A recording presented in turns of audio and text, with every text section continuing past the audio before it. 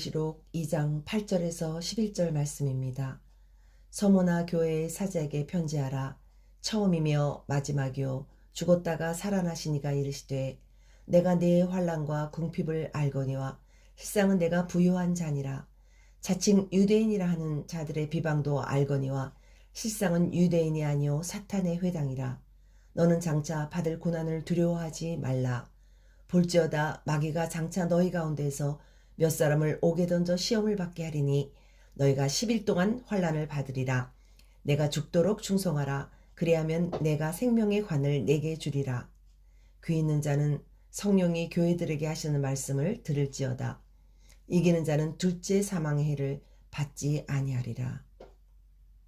서머나는 도시 이름으로 헬라어로 스미르나 즉 모략을 의미합니다.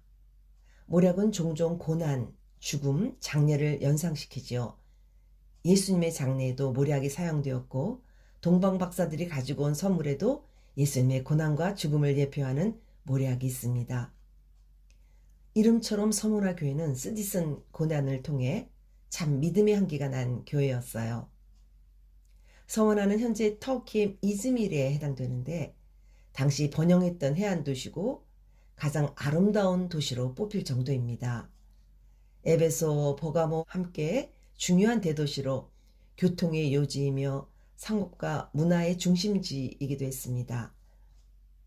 로마 제국에 대한 충성도가 높은 도시로 황제 숭배로 인한 경제적 유익을 얻어서 부유한 도시였어요. 그러나 기독교인들에게는 반대로 불이익과 박해로 어려움이 많은 곳이었죠. 그 당시에 황제 숭배를 해야만 상인 종합 길드에 가입할 수 있고 또 길드에 가입해야 경제적 유익을 얻을 수 있었어요. 황제 숭배를 거부한 기독교인들은 길드에 가입할 수 없어 사회적으로 고립되고 취업도 안 되고 또 재산을 몰수당하거나 경제적 활동에서 배제되는 일도 있었어요. 그래서 매우 궁핍한 생활에 처할 수밖에 없었죠. 또한 목숨을 잃을 정도의 극심한 박해를 받기도 했어요. 게다가 유대인들 중에 로마 당국과 협력해서 기독교인들을 고발하는 일까지 있어서 여러 가지로 고난이 가중되는 상황에 놓여 있었죠. 그래서 지금 서머나 교회에 남아있는 교인들은 극도의 궁핍과 생활의 위협에도 신앙을 지킨 알곡 신자들인 것이죠. 그들의 고난은 선택적 고난이었어요. 불가피한 고난이 아니라 하나님의 뜻대로 살기 위한 과정에서 선택한 고난이라는 뜻이지요. 예수 그리스도만이 구원자여 주인이라고 믿는 신앙을 지키기 위해서 고난이라는 대가를 지불한 것이지요. 신앙생활을 하는데 고난과 위협이 없는 요즘 교회는 알곡과 쭉정이가 교회 안에 섞여 있죠. 그런데 고난의 좁은 길을 택한 서머나 교회는 모두가 알곡 신자인 것입니다. 계시 7교회 중에 책망이 없이 칭찬반 있는 교회가 서머나 교회하고 빌라델피아 2교회뿐인데요. 이 2교회의 특징은 모두 경제적으로 넉넉지 않았지만 순결하고 신실한 믿음을 지킨 교회였다는 것입니다.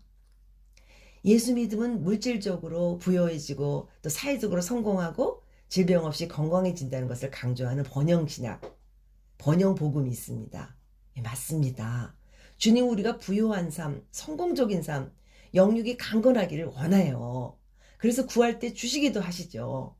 그러나 이 번영신학의 사상의 위험은 영적 성숙보다 세속적 성공을 믿음의 척도로 삼고 하나님을 물질적 풍요나 성공, 행복을 위한 수단이나 도구로 생각할 위험성이 있다는 거예요.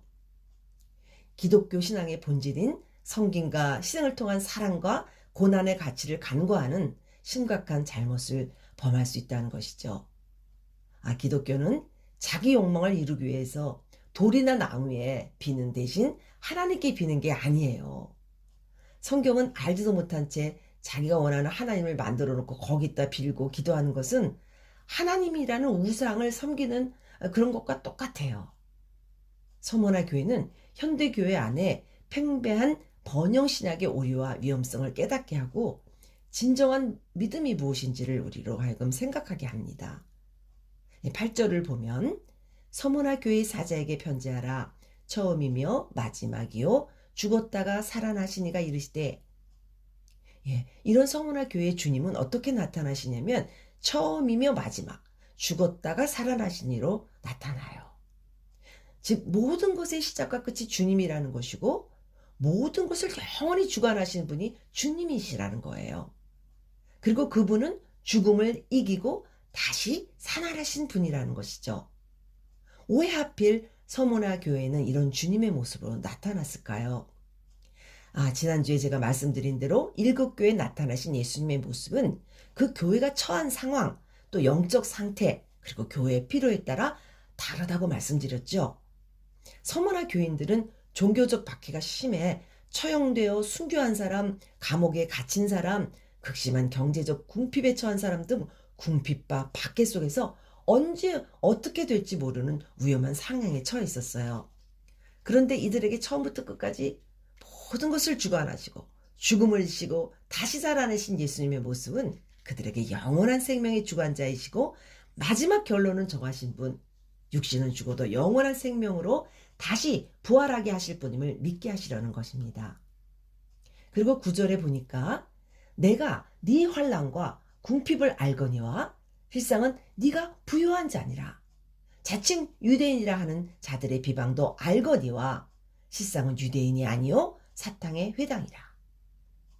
주님이 그들의 형편과 그들의 마음, 그들의 상황 모든 다 아신다는 거예요. 여러분, 우리가 아무리 어렵고 힘들어도 누군가 한 사람이라도 내 모든 사정과 내 마음을 다 알아주는 사람이 있다면 그것 하나만으로도 참 적지 않은 위로와 힘이 됩니다. 그런데 전지전능하시고 사랑과 자비, 긍휼이 한없으신 우리 영원한 아버지가 우리를 위해 죽기까지 사랑하신 우리 주님이 우리를 다 하신다는 것은 환난과 궁핍에 처해 있는 서문화 교회 성도들에게 얼마나 위로와 힘이 되었을까요? 게다가 그 주님이 너희들이 겪는 극심한 환난과 궁핍을 알지만 너희들은 장차 얻게 될 그 영광이 지금 이것과 좋게 비할 수가 없어. 그래서 너희는 부요한 자야 이러시는 거예요. 로마서 8장 17절에서 18절을 보면 자녀이면 또한 상속자 곧 하나님의 상속자요 그리스도와 함께한 상속자니 우리가 그와 함께 영광을 받기 위하여 고난도 함께 받아야 할 것이니라. 생각하건대 현재의 고난은 장차 우리에게 나타날 영광과 비교할 수 없도다. 또 히브리서 10장 32절에서 34절은 이렇게 말해요.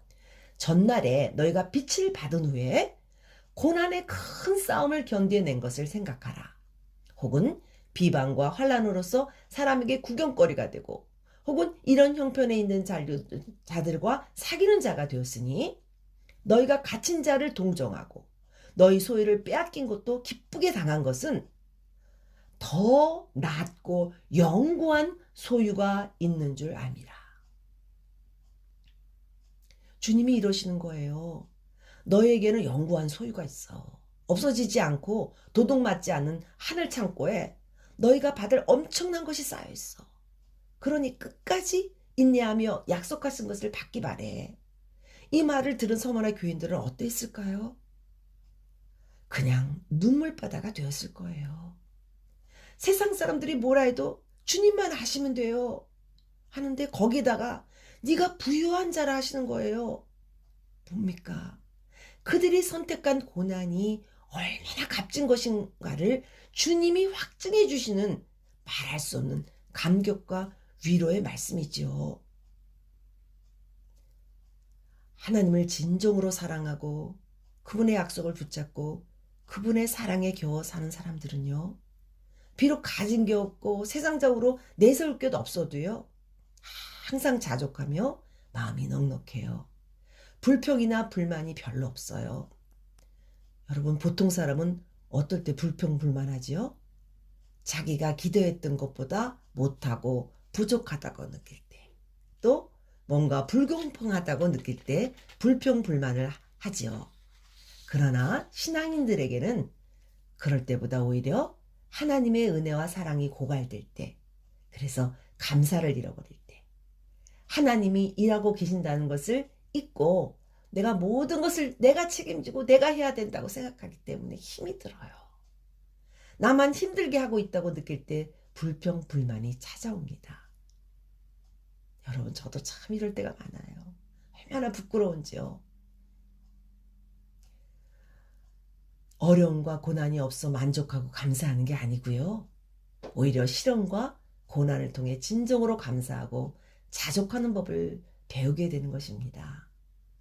자꾸 내가 모든 것을 책임지고 내가 해야 된다고 생각하기 때문에 힘이 드는 것 같습니다. 9절에 이어지는 말씀이 자칭 유대인이라 하는 자들의 비방도 알거니와 실상은 유대인이 아니요 사탕의 회당이라.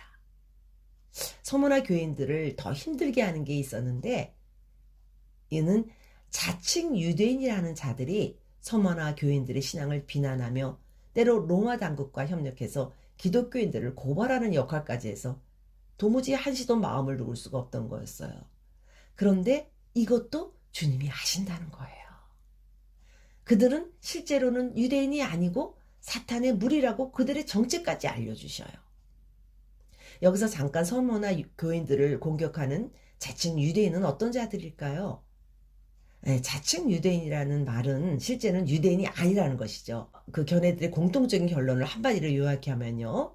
이들 자칭 유대인은 예수님을 메시아로 인정하지도 않고 하나님을 두려워하지도 않은 겉모습만 유대인이지 진정한 영적 유대인이 아닌 자들이죠. 그래서 초대교회 성도들을 박해하고 교회와 적대적인 행동을 한 것이지요. 여러분, 주님이 우리가 당하는 어려움의 이 세세한 부분까지 상세히 아신다고 계신 거 알고 계시나요? 전지전능하시고 우리를 죽기까지 사랑하시는 주님이 이 모든 것을 아신다는 것은 커다란 위로입니다. 만만구대를 얻는 것 같아요. 그리고 10절에 이어 장차받을 고난을 두려워하지 말라 이렇게 말씀하세요. 주님이 두려워하지 말라고 하실 때에는 늘 생각나는 구절이 있죠. 여러분이 너무 좋아하는 이사야 41장 10절, 두려워하지 말라 내가 너와 함께함이라, 놀라지 말라 나는 내 하나님이 됨이라, 내가 너를 굳세게 하리라, 참으로 너를 도와주리라, 참으로 나의 의로운 오른손으로 너를 붙들리라. 주님이 우리를 홀로 두지 않으신다는 거예요. 주님이 환난 가운데 함께 하신다는 거예요. 주님이 붙들어 주시고 도와주신다는 거예요. 고난보다 더 큰 하나님의 임재 동행이 있다는 거예요. 10절에 이어 다시 이어지는 말씀입니다. 마귀가 장차 너희 가운데서 몇 사람을 옥에 던져 시험을 받게 하리니. 자칭 유대인이라는 자들도 사탄의 무리고 장차 성도들을 옥에 던져 시험과 환난을 겪게 하는 것도 그 배후 세력이 바로 마귀, 사탄이라는 것이죠. 그러므로 너희가 싸우는 그 싸움은 혈과 육을 상대하는 것이 아니야. 약한 영들을 상대하는 것이야 라는 말씀이에요. 에베소서 6장 11절 말씀 제가 읽겠습니다. 마귀의 관계를 능히 대적하기 위해서 하나님의 전신 갑주를 입으라. 우리의 씨름은 혈과 육을 상대하는 것이 아니요 통치자들과 권세들과 이 어둠의 세상 주관자들과 하늘에 있는 악한 영들을 상대함이라. 영은 영으로 싸워야 해요. 우리의 영이 성령으로 충만해져서 하나님의 정신 갑주를 입고 싸워야 이길 수 있다는 거예요. 서머나 교인들은 이 말씀을 듣고 진리로 더 무장하게 되었을 것입니다. 불의와 타협하지 않고 더욱 하나님이 옳다고 하시는 것을 따라 순종하고 사탄의 불화살을 막아낼 믿음의 방패를 가졌을 거예요. 구원의 투구와 성령의 검, 하나님의 말씀으로 모든 것을 이겨낼 수 있었을 것입니다.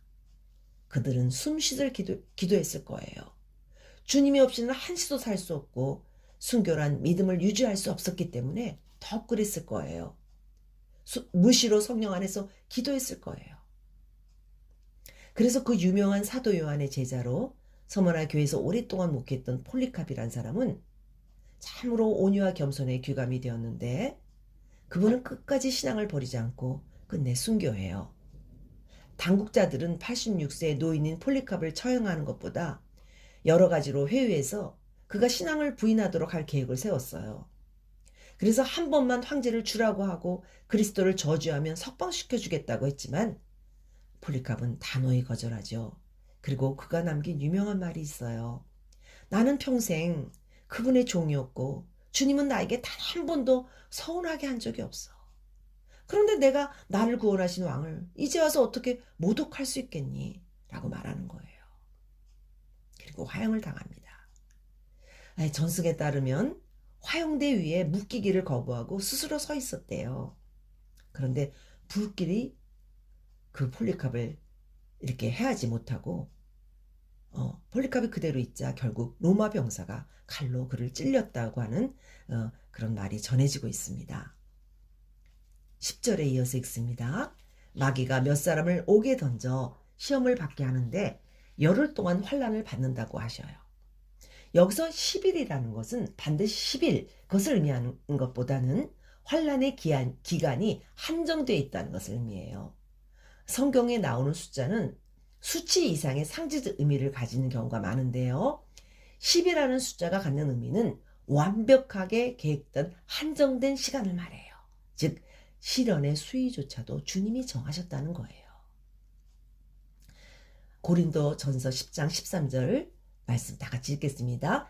사람이 감당할 시험 밖에는 너희가 당한 것이 없나니 오직 하나님은 미쁘사 너희가 감당하지 못할 시험 당함을 허락하지 아니하시고 시험 당할 즈음에 또한 피할 길을 내사 너희로 능히 감당하게 하시느니라. 예. 이 시험은 주님이 주신 힘으로 감당할 수 있도록 하신 시험이라는 것이에요. 여러분 시험이라는 말에는요. 유혹이라는 말도 있지만요.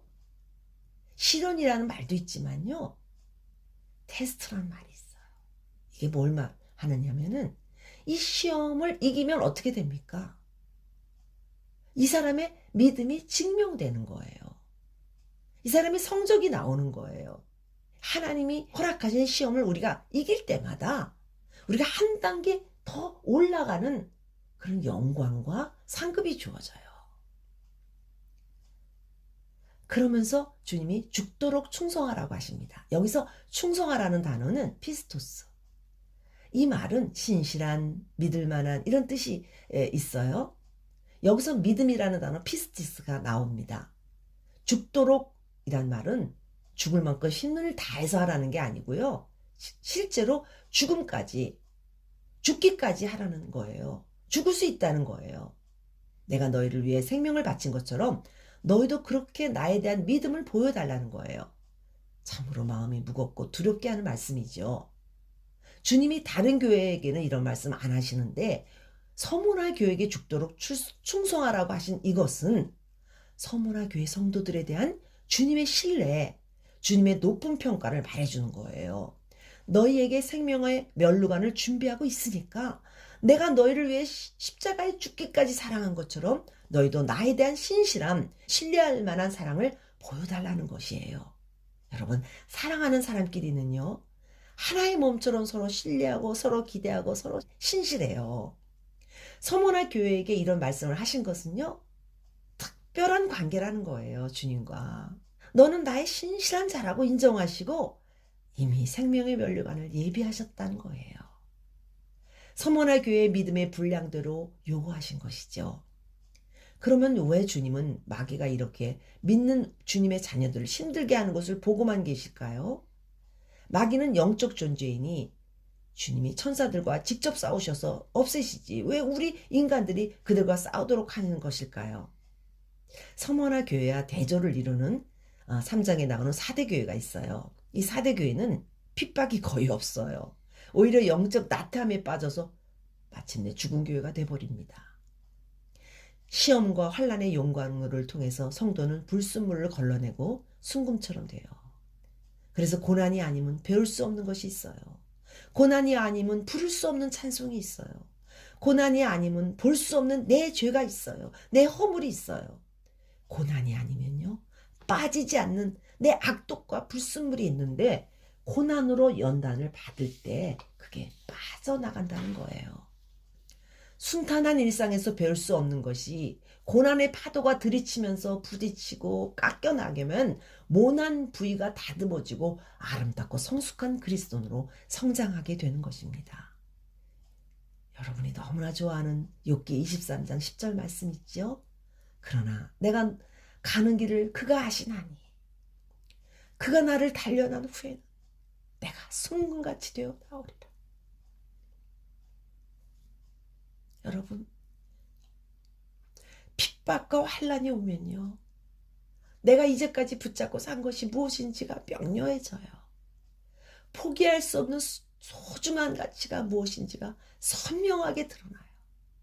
그래서 그것을 온 힘을 다해 붙잡게 돼요. 제가 가끔 영적으로 아주 깊고 대단하신 목사님들을 봐요. 그분들은 하나님의 일이라면 두려움이 없고요, 아주 담대하게 행하시는 것을 봐요. 참으로 소극적인 저로서는 참 놀랍고 부럽기까지 하죠. 그런데 나중에 알고 더 놀라운 것은요, 그분들이 지금의 이 영적 능력보다 더 큰 고난의 그 과정을 통과하셨다는 거예요. 하나님의 종들에게는요, 고난의 크기가요, 그 사람의 영적 능력의 크기와 거의 정비례하는 것 같아요. 우리는 고난의 신비를 다 알 수 없어요. 왜 주님이 이렇게 힘든 시련을 서문화 교회에게 허락하셨는지 우리가 다 알 수 없어요. 그러나 한 가지 확실히 아는 것은요, 그들이 장차 받을 상이 고난 없이 편하게 주님을 믿는 자들과는 비교할 수 없다는 것이죠.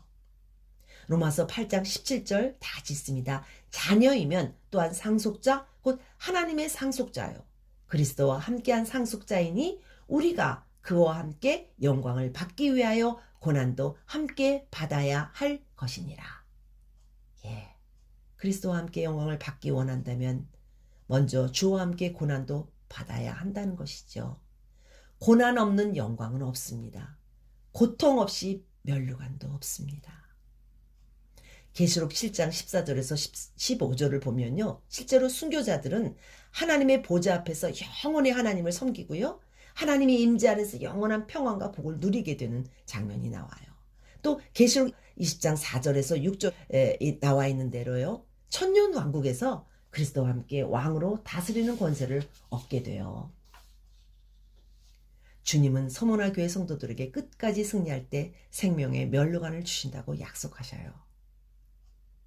주님을 위해 목숨을 바친 사랑, 순교적 신앙에 대한 주님의 상급은 영생이신 주님의 생명, 그 생명의 면류관을 주시는 것입니다. 야고보서 1장 12절은 이렇게 말해요. 시험을 참는 자는 복이 있나니 이는 시련을 견뎌낸 자가 주께서 자기를 사랑하는 자들에게 약속하신 생명의 면류관을 얻을 것이기 때문이라. 또한 이기는 자는 둘째 사망의 해를 받지 않는다고 말씀하십니다. 요한계시록 2장 11절 다 같이 읽습니다. 귀 있는 자는 성령이 교회들에게 하시는 말씀을 들을지어다. 이기는 자는 둘째 사망의 해를 받지 아니하리라. 둘째 사망이 무엇이죠? 예, 계시록 20장 12절에서 14절에 나와 있어요. 성경을 여러분 읽다가 모르는 것이 있잖아요. 그럼 그 아래를 보세요. 그래도 안 나와 있어요. 그럼 계속 보세요. 그러다가 안 나와 있으면 그 책 전체를 보세요. 그래도 없으면요, 그 단어가 나와 있는 구약이나 신약을 읽어보면 신약에서 확실하지 않은 것이 구약에 나와 있고요, 구약을 읽을 때 희미한 것이 신약에서 명확히 드러나는 것을 보게 돼요. 계시록 20장 12절 14절에는 이 사망이 무엇인지 명확히 나와 있어요. 우리 다 같이 읽읍시다. 또 내가 보니 죽은 자들이 큰 자나 작은 자나 그 보좌 앞에 서 있는데 책들이 펴 있고 또 다른 책이 펴졌으니 곧 생명책이라. 죽은 자들이 자기 행위를 따라 책들에 기록된 대로 심판을 받으니 바다가 그 가운데서 그 죽은 자들을 내주고 또 사망과 음부도 그 가운데서 죽은 자들을 내주매 각 사람이 자기 행위대로 심판을 받고 사망과 음부도 불매서에 던져지니 이것은 둘째 사망이라 곧 불못이라. 예, 천국에는 중요한 세 가지 책이 있다고 전에도 말씀드렸어요. 구원받은 자들의 이름이 써있는 생명록, 단수로 돼 있죠. 복수로 되어 있는 행위록이 있어요. 모든 사람이 태어나서 죽을 때까지 모든 행위가 기록된 책이에요. 근데 걱정하지 마세요. 여러분들이 회개한 죄는 다 지워져 있어요. 여러분이 왜요? 하나님이 기억도 하지 않으신다 그랬어요. 다 하나님이 기억 없으신다 그러셨어요. 말라기 3장 16절에 기록된 대로 또 하나의 책이 있죠. 여호와를 경외하는 자와 그 이름을 존중히 여기는 자를 위한 기념책이 있어요. 우리 모두는 행위록에 기록된 대로 심판을 받는데 영원한 불못에 던져지는 것이 둘째 사망이에요. 둘째 사망이란 이 땅에서 죽는 육체적 사명과 달라요. 영혼이 하나님과 완전히 분리되어지는 것이 바로 둘째 사망이에요. 하나님이 어떠한 자비도 긍휼도 미치지 못하는 것이 둘째 사망이에요. 그런데 신앙 때문에 목숨을 버린 서머나 교인들에게 주님과 하나 된 영원한 생명을 주님이 약속하셨잖아요. 그래서 그들에게는 하나님과 영원히 분리된 둘째 사명이 당연히 없는 것이죠. 오늘 살펴본 서머나 교회에 주신 말씀은 그 당시에 실제했던 서머나 교회뿐만 아니라 모든 시대, 모든 지역의 교회에게 주신 하나님의 말씀이에요. 그렇다면 오늘 여기에 있는 우리에게 주님은 이 말씀을 어떻게 이해하고 살아내기를 원하시는 걸까요? 서머나 교회에게 하신 죽도록 충성하라는 말씀은 여러분 인직자나 직분자 헌신 예배 때 얼마나 많이 애용되는 구절인지 아시죠? 사실 상당히 무겁고 부담이 되는 말씀이에요. 간혹 이런 생각을 하시는 분이 있어요. 열심히 교회 다니고 신앙생활하고 싶은데 혹시 주님이 나를 과대평가하셔서 어느 날 내게 좋은 직장 그만두고 아프리카 오지나 이슬람권에 가서 선교하라고 그렇게 떠나라고 하시면 어떡하지? 이런 걱정하신 분 계세요. 여러분 걱정하지 마시기 바랍니다. 주님은요 우리를 너무나 잘 아시고요. 인격적인 분이세요. 믿음의 분량도 안 되고 그릇도 안 되는데 선교사로 떠나라거나 순교를 각오하고 이슬람권에 가서 말씀 전하다가 죽으라고 그렇게 안 하셔요. 주님을 위해 순교할 수 있는 믿음을 가진 사람은요. 누가 시키지 않아도요. 성령의 감동으로 스스로 그런 삶을 사는 것을 가장 영광스럽고 복되다고 여기는 마음을 먼저 갖게 돼요. 그러니 내가 아직 그런 수준이 아닌데 강제로 그렇게 명하시지 않으니까 걱정하지 마세요. 주님은 각 사람에게 맞는 길을 가게 하시고요. 그 길에서 최선을 다할 때 영광 받으시는 분이에요. 그래서 주님이 주신 길, 주님이 서 있는 자리에서 하나님을 사랑하고 또 하나님이 주신 사랑으로 사랑하며 살며 하나님의 이렇게 하라는 대로 순종하고 따르면 되는 거예요. 누구와 비교할 필요도 없어요. 하나님은 나 하나밖에 없는 것처럼 나를 사랑하시고 나 하나밖에 없는 것처럼 죽으셨던 분이에요. 그것을 알면요. 누구에게 대한 비교, 다른 사람에 대한 인정 이런 것에서 자유하게 돼요. 그렇다면 왜 굳이 서머나 교회에서 주신 말씀을 성경에 기록하셨을까요? 무엇을 말씀하시는 것일까요? 결론부터 말씀드리면 기독교 신앙은 본질적으로 순교적이기 때문이에요. 예수 그리스도를 유일한 길과 진리, 생명으로 믿는 기독교 신앙은 무엇일까요? 그 당시 서머나 지역에서는요. 당연하게 생각했던 그 황제 숭배를 거부하고 고난을 선택한 그 믿음. 그 믿음이 순교적인 것이죠. 특별한 믿음 아닙니다. 그들에게 있어서는 거기에 세워졌고 거기서 하나님을 믿는 믿음이라는 것은 그렇게 할 수밖에 없는 거예요. 기독교 신앙은요. 왜 본질적으로 배타적인 것입니다.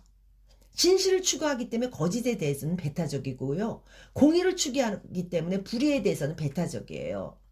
하나님을 유일한 신으로 섬기기에 다른 신을 함께 섬기는 것이나 우상을 숭배하는 것은 믿는 자에게는 할 수가 없고 했어도 안 되는 일이에요. 그러니 서머나 교회처럼 황제 숭배가 만연한 곳에서 진정으로 그리스도를 신앙을 가진 사람들이 있다면 당연히 황제 숭배를 할 수 없는 것이죠. 진리는 비진리와 함께 공존할 수 없어요. 하나님과 우상을 함께 섬길 수 없다고 성경은 분명히 말하고 있고요. 하나님과 재물을 겸하여 섬길 수 없다고 성경은 말하고 있잖아요. 진정한 믿음이 뭔지를 깨달은 사람들이 애속하는 성경 구절이 있어요. 참으로 어렵고 힘들지만 이것만 붙잡고 살아야 되는 성경 구절이 여러분 어떤 구절인지 아세요? 갈라디아서 2장 20절 말씀이에요. 내가 그리스도와 함께 십자가에 못 박혔나니 그런즉 이제는 내가 사는 것이 아니요 오직 내 안에 그리스도께서 사시는 것이라.